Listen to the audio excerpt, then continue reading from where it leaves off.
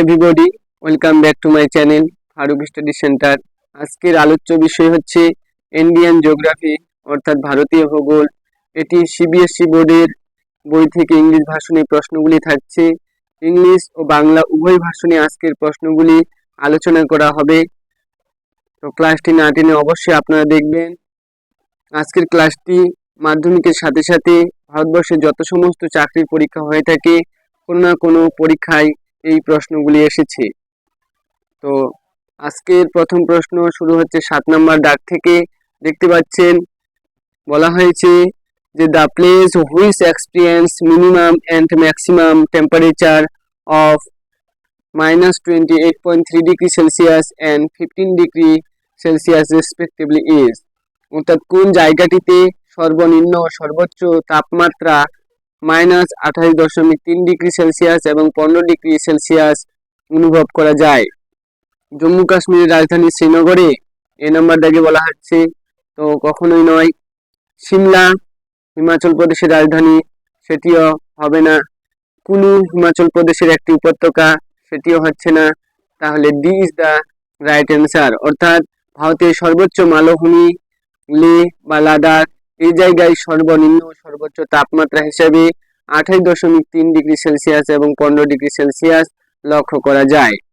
তো লে হচ্ছে সঠিক উত্তর।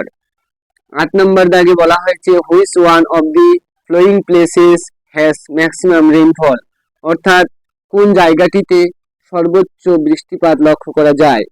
এ নম্বর দাগে বলা হচ্ছে গুয়াহাটি, কখনোই হবে না। বি নম্বর চেরাপুঞ্জি, সি নম্বরে বলা হচ্ছে পানাজি, পানাজিও হবে না। ডি নম্বরে মৌসিনরাম। তাহলে আমরা জানি ভারতের মেঘালয় রাজ্যের রাজধানী শিলং থেকে প্রায় 55 কিলোমিটার দূরে মৌসিনরামের চেরাপুঞ্জিতে সর্বাধিক বৃষ্টিপাত হয়ে থাকে। তাহলে B is the right answer. Mawsynram হবে না, কেননা মৌসিনরাম এ কারণেই হচ্ছে না যে মৌসিনরামের একটি ছোট্ট জায়গা চেরাপুঞ্জি, যেখানে সর্বাধিক বৃষ্টিপাত লক্ষ্য করা যায়। এটা শুধু ভারতেই নয়, এটা পৃথিবীর মধ্যে সর্বাধিকতম বৃষ্টিপাত হয়ে থাকে চেরাপুঞ্জিতে, যার স্থান মেঘালয় রাজ্যে। তাহলে ডি হচ্ছে না, সঠিক উত্তর বি। 9 নম্বর দাগে বলা হয়েছে the climate of India is of which of the following types, অর্থাৎ ভারতের জলবায়ু কি ধরনের জলবায়ু বা ভারতের জলবায়ু কি প্রকৃতির। এ নম্বর দাগে বলা হচ্ছে সাভানা, বি নম্বর দাগে ট্রপিক্যাল, সি নম্বর দাগে মনসুনাল, ডি নম্বর দাগে মেডিটেরিয়ান। তো সাভানা কখনোই হবে না, ট্রপিক্যাল, মেডিটেরিয়ান, তাহলে মেডিটেরিয়ানও হবে না। আমরা জানি ভারতীয় ক্রান্তীয়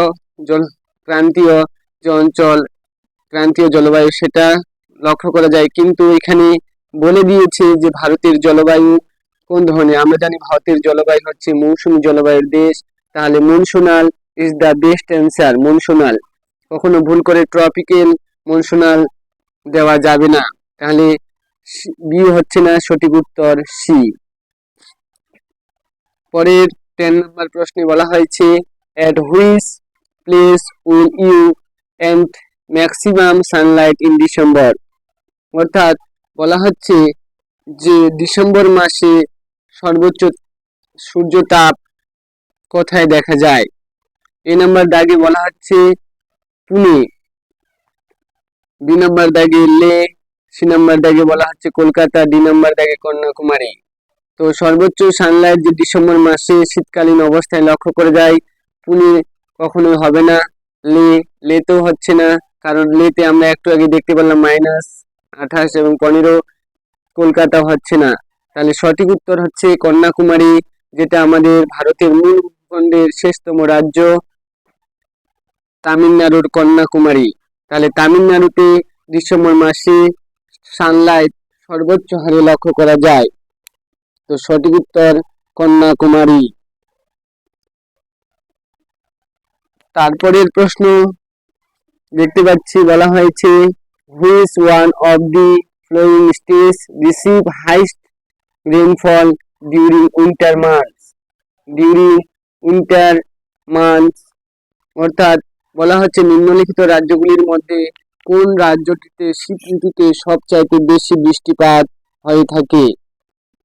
পাঞ্জাব, এ নম্বর দাগে বলা হচ্ছে পাঞ্জাব, বি নম্বর দাগে কেরালা, সি নম্বর দাগে মেঘালয়া, ডি নম্বর দাগে তামিলনাড়ু। তো আমরা একটু আগে জানলাম যে ভারতের শেষ দক্ষিণ প্রান্তের যে রাজ্য রয়েছে সেটা হচ্ছে তামিলনাড়ু, কন্যাকুমারী একটু আগেই পেলাম। তো এখানেও সেম প্রশ্ন হিসাবে দিয়েছি রাজ্যের ক্ষেত্রে, তো Tamil Nadu D is the right answer. 12 দাগে বলা হচ্ছে in which season is frequency of tropical cyclone in the বে অফ বেঙ্গল, অর্থাৎ বঙ্গোপসাগরের কোনটি ট্রপিক্যাল সাইক্লোন হিসাবে কাজ করে।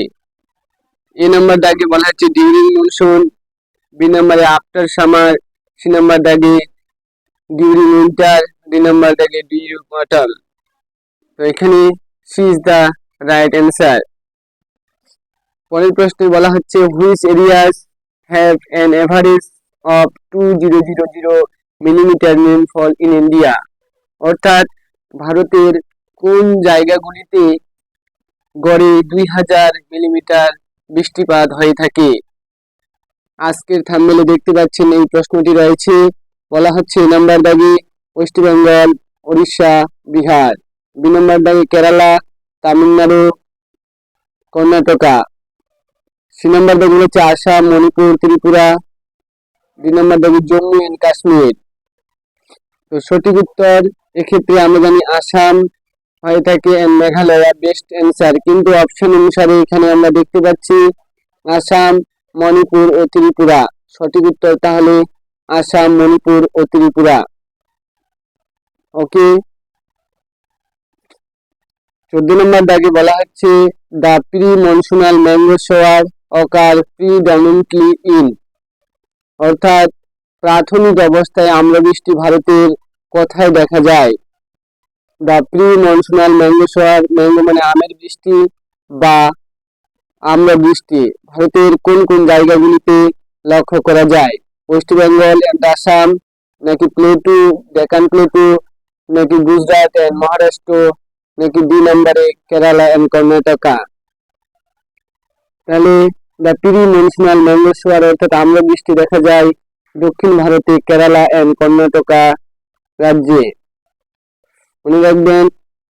15 দাগে বলা হচ্ছে in which of the following cities of India the durable range of temperature is maximum. A number দাগে বলা হচ্ছে New Delhi, B number Mumbai, C নম্বরে চেন্নাই, ডি নম্বর দাগে বলা হচ্ছে কলকাতা।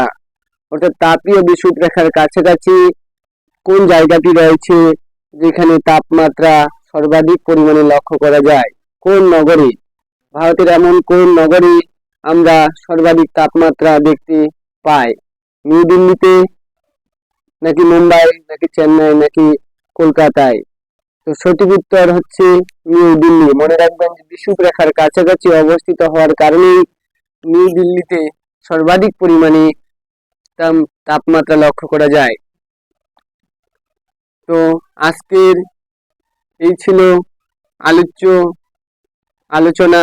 ক্লাসটি ভালো লাগলে বন্ধুদের মাঝে বেশি বেশি শেয়ার করে দিবেন এবং চ্যানেলে নতুন হলে প্লিজ চ্যানেলটিকে সাবস্ক্রাইব করে রাখবেন এবং এরকম আরো ভিডিও পেতে ফারুক স্টাডি চ্যানেলটিকে সাবস্ক্রাইব করতে ভুলবেন না। Thank you for watching.